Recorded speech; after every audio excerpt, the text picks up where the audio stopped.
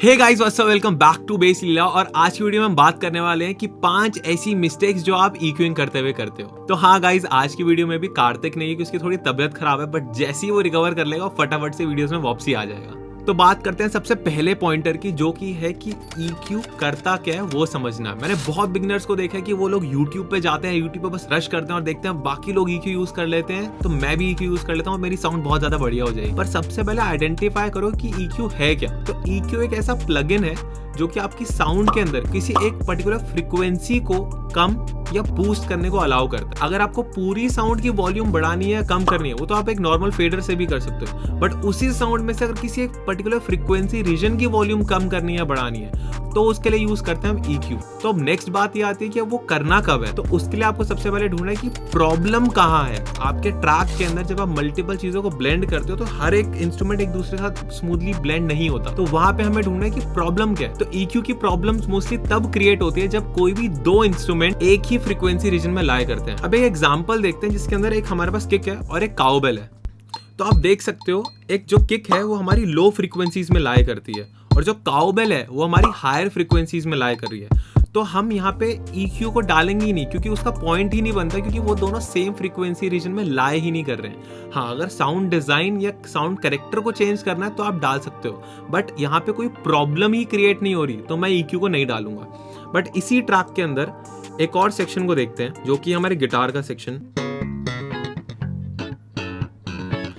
अब आप देख सकते हो जो लेफ्ट में हमारी साउंड प्ले हो रही है वो हमारी बेस गिटार की साउंड है और जो राइट में हमारी साउंड प्ले हो रही है वो एक नॉर्मल गिटार की साउंड है और दोनों की दोनों साउंड सेम ही फ्रीक्वेंसी रीजन में लाई कर रही हैं। तो यहाँ पर प्रॉब्लम आती है मास्किंग की। तो यहाँ पर हम EQ को यूज करेंगे और बेस गिटार को ज्यादा प्रोमिनेंट फील करवाएंगे बेस वाले रीजन में और गिटार को ज्यादा प्रोमिनेंट फील कराएंगे मिड्स में। और उसको करने का एक बहुत ही ईजी तरीका है कि हम EQ यूज कर सकते हैं। हम ऐड करते हैं हमारे बेस गिटार के ऊपर और हम एक हाई शेल्फ फिल्टर की मदद से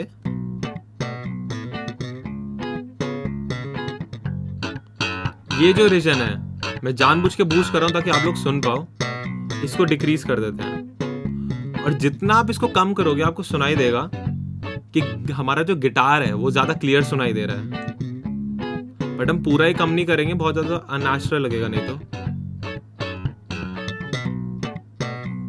Naquele jeito que nós nos amamos, depois das vezes em que nós brigamos, a intensidade era mil.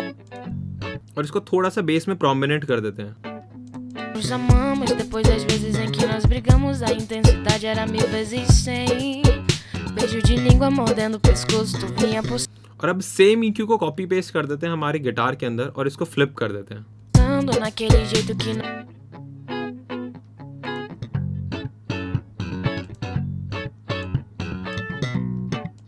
tu vinha por cima fazendo do jeito que só tu sabia, tua boca, teu cheiro não tem pra ninguém. तो आपको समझ में आएगा कि कैसे आपको identify करना है कि EQ की प्रॉब्लम क्या है और फिर उसको किस तरह फिक्स करना है। तो ये दो पॉइंटर अगर आपके माइंड में है तो आप EQ को ऐड करो और उस पर काम करना शुरू करो। बट अगर आपको ये प्रॉब्लम ही नहीं दिखाई दे रही और सॉल्यूशन भी नहीं मिल रहा तो मैं बेटर रिकमेंड करूंगा कि आप EQ को भी डालो ही मत। क्योंकि अगर आपको बुखार नहीं है, फिर आपका पेट खराब नहीं है, तो उसको रैंडमली आप दवाई नहीं खाओगे। आप दवाई सिर्फ और सिर्फ तब खाओगे जब आपको पता लगा कि हाँ मेरी तबियत खराब है। तो हम बात करते हैं हमारे सेकंड पॉइंट की, जो कि getting too narrow while EQing। तो मैंने बहुत ज्यादा लोगों के प्रोजेक्ट में देखे कि उनकी EQ कुछ इस तरह दिख रहे होते हैं। वो बहुत ज्यादा नैरो EQing करते हैं। अगर आपकी साउंड को लिटरली इतनी नैरो EQing की जरूरत है तो इससे बेटर ये है कि आप साउंड को या तो री रिकॉर्ड करो या फिर कोई एक डिफरेंट सैंपल चूज करो। क्योंकि जब भी आपको एक ऑड फ्रीक्वेंसी या फिर एक बेकार फ्रीक्वेंसी फाइंड आउट करनी होती है अपने कोई स्पेसिफिक इंस्ट्रूमेंट में, तो उससे बेस्ट तरीका ये रहता है कि आप 6 dB का बूस्ट करो और आपका Q फैक्टर या क्वालिटी फैक्टर बहुत ज्यादा नैरो ना हो। क्योंकि अगर आप नैरो करोगे तो आपको हर एक पर्टिकुलर फ्रीक्वेंसी ऑड ही साउंड करेगी।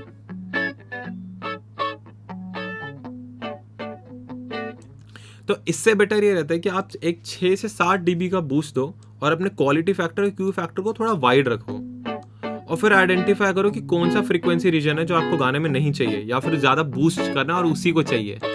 Beijo de língua mordendo o pescoço, tu vinha por cima fazendo do jeito que só tu sabia, tua boca, teu cheiro não tem pra ninguém. Naquele jeito que nós nos amamos, depois das vezes em que nós brigamos, a intensidade era 1000 vezes 100.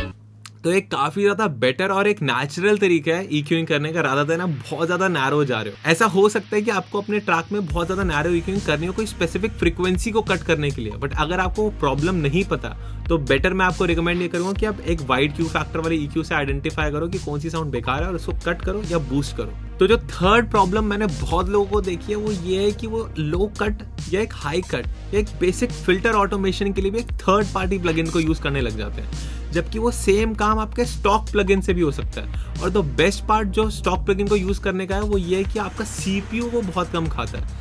तो सबसे पहले ये identify करो कि करना क्या है आपको। अगर आपको एक बेसिक लो कट या हाई कट ही करना है तो उसके लिए स्टॉक प्लगइन यूज करो, बट अगर आपको कोई स्पेसिफिक जैसे डायनामिक EQing करनी है जो कि FabFilter Q3 या फिर नोवा की मदद से होती है तो आप कोई थर्ड पार्टी प्लगइन उठाओ। तो अब बात करते हैं हमारे फोर्थ पॉइंट की, जो कि है analogue sounds more better.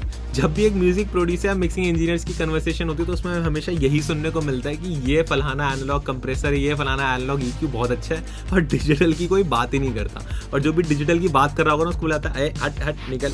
Analogue EQs को और एक डिजिटल EQs को कंपेयर नहीं करा जा सकता क्योंकि उसके खुद के यूज केसेस हैं और इसके खुद के यूज केसेस हैं। तो डिजिटल प्लगइन्स को जनरली मिक्सिंग में तब यूज करा जाता है जब आपको बहुत ही ज़्यादा ट्रांसपेरेंट रहना हो या फिर बहुत ही ज़्यादा स्पेसिफिक नैरो EQing करनी हो, क्योंकि ये सारी चीज़ें आप एक एनालॉग बोर्ड से इतने अच्छी तरीके से नहीं कर पाओगे जितना डिजिटल से कर पाओगे। और अगर हम बात करें एनालॉग EQs की, तो एनालॉग EQs को बहुत ज़्यादा यूज़ करा जाता है जब भी हमें ब्रॉड एडिटिंग करनी हो या फिर हमें कुछ पर्टिकुलर फ्रिक्वेंसी या हार्मोनिक्स ऐड करने हो।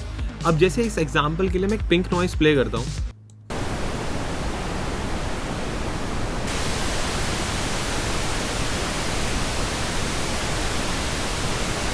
और मैं डिजिटल EQ से क्या करता हूँ 2.5 किलोहर्ट्ज पे एक बेल से गेन को रिड्यूस करता हूँ।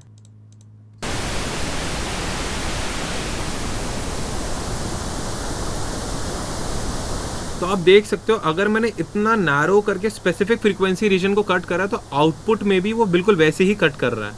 अगर मैं इसको ब्रॉड कर दूंगा तो वो भी ब्रॉड हो जाएगा, मतलब एकदम ट्रांसपेरेंट है, जो मैं कमांड दे रहा हूँ वो ही कर रहा है, कुछ भी अलग नहीं कर रहा। बट यहीं पे अगर हम बात करें एनालॉग EQ की, तो यहाँ पे अगर मैं 2.5 किलोहर्ट्ज पे रिड्यूस करता हूँ तो पहली चीज आपको देखने को मिलेगा जब मैंने इतना ज्यादा रिड्यूस भी कर दिया तो भी वो बहुत ज्यादा कम नहीं हुआ, और दूसरी चीज जो उसका EQ का स्लोप है वो बहुत ज्यादा वाइड है। और यही एक बार इसको इंक्रीज करके देखते हैं।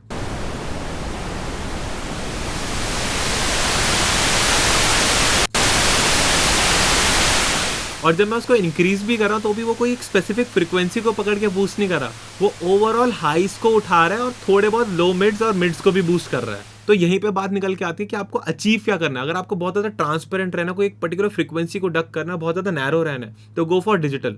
बट अगर आपको कोई हार्मोनिक्स ऐड कर रहे हैं या फिर बहुत ज़्यादा ब्रॉड कट एडिटिंग कर रहे हैं तो गो फॉर एनालॉग। तो जो हमारा फिफ्थ पॉइंट है वो ये कि मैंने काफ़ी लोगों को देखा कि वो अपने गाने के अंदर लो कट नहीं करते। तो एक बार मैं आपको एक साउंड सुनाता हूँ स्नेयर की। अब आप देख सकते हो जो स्नेयर की साउंड है मिड्स और हाइज में प्रोमिनेंट है, बट इसके अंदर कुछ ना कुछ लो फ्रीक्वेंसीज में भी चल रहा है। तो एक बार उसको सुन के देखते हैं, और उसके लिए मैं हायर फ्रीक्वेंसीज और मिड को कट कर देता हूँ, थोड़ा हार्श कट करते हैं। अब आपको सुनाई देगा कि हमारे स्नेयर के अंदर भी ये पर्टिकुलर फ्रीक्वेंसी एग्जिस्ट करती है जिसकी बिल्कुल भी इंपॉर्टेंस नहीं है। और मैं थोड़ा ना इसको और बूस्ट करता हूँ और आपको सुनाने की कोशिश करता हूँ। आई होप अब आपको सुनाई दे रहा होगा। तो आप अपने ट्रैक के अंदर आइडेंटिफाई कर सकते हो कि कौन कौन से ऐसे इंस्ट्रूमेंट है जिसके अंदर वो लो फ्रीक्वेंसी एग्जिस्ट तो करती है बट कोई रोल प्ले नहीं करती, तो आप उनको इस तरह कट कर सकते हो। और इसी पॉइंटर के अंदर मैं एक सब पॉइंटर ऐड करता हूँ जो कि एक बहुत ही तगड़ी चीज़ है जो कि मैंने बिल्कुल भी लोगों को करते हुए नहीं देखा। वो ये है कि अपने बेस को लो कट करना। तो आप लोग अपनी 808 या सिंथ या किसी भी बेस में चेक कर सकते हो कि क्या उसमें 20 हर्ट्ज से नीचे भी कोई फ्रीक्वेंसी है। और उसका एक बहुत ही सही तरीका, आप स्पैन यूज़ कर सकते हो, उसको ड्रैग एंड ड्रॉप कर सकते हो। बट आप यहाँ पे सेटिंग पे क्लिक करो और यहाँ पे लो फ्रीक्वेंसी को 20 हर्ट्ज से लेके आप सेट कर दो 1 हर्ट्ज तक। और उसके बाद सेटिंग में जाके अपना ब्लॉक साइज को कर दो 8000। और अगर आप अब ध्यान से देखोगे तो हमारे 20 हर्ट्ज के नीचे भी एक कोई फ्रीक्वेंसी है जो कि है 10 हर्ट्ज की, जो कि इस 808 में एग्जिस्ट करती है। बट इस फ्रीक्वेंसी की हमें कोई नीड ही नहीं है। तो हम क्या कर सकते हैं, EQ यूज कर सकते हैं। और हम एक लो कट कर सकते हैं 20 हर्ट्ज पे। जिससे क्या होगा, अगर हम स्पैन इसको EQing के बाद लगा के देखें तो आपको वो 10 हर्ट्ज की कोई फ्रीक्वेंसी दिखाई नहीं देगी, बट वो पहले डेफिनेटली एग्जिस्ट करती थी, जो कि हमारे केस में वो बिल्कुल भी यूजलेस थी क्योंकि हम लोग 20 हर्ट्ज के नीचे सुन नहीं सकते। तो जब भी आप मिक्सिंग करते हो तो आइडेंटिफाई करते चलो कि जितने भी इंस्ट्रूमेंट्स हैं उसमें कौन सी ऐसी फ्रीक्वेंसीज हैं लो की जो बिल्कुल भी कोई रोल प्ले नहीं करती उसकी टेक्सचर या साउंड क्वालिटी में, और आप उसको कट कर सकते हो क्योंकि वो एक अनवांटेड फ्रीक्वेंसी है, और अगर आप उसको कट नहीं करोगे तो आपके गाने के ओवरऑल मिक्स को बहुत ज़्यादा इफेक्ट करता है। तो आई होप गाइज अब आपको ये 5 चीज़ें याद रहेगी जब भी आप नेक्स्ट टाइम अपने प्रोजेक्ट के अंदर EQ यूज़ करोगे। और अगर अपनी मिक्सिंग मास्टरिंग और ज़्यादा बढ़िया करना चाहते हो तो नीचे लाल कलर का बटन आ रहा होगा, उसको ठोक के फटाफट से ग्रे कर दो, लाइक करो, कमेंट करो। और अगर आप लोग हमसे पढ़ना चाहते हो या फिर मिक्सिंग मास्टरिंग सर्विसेज, तो हमारी वेबसाइट आ रही होगी bassleela.in, जाके चेक करो। मिलते हैं नेक्स्ट वीडियो में, बाय बाय।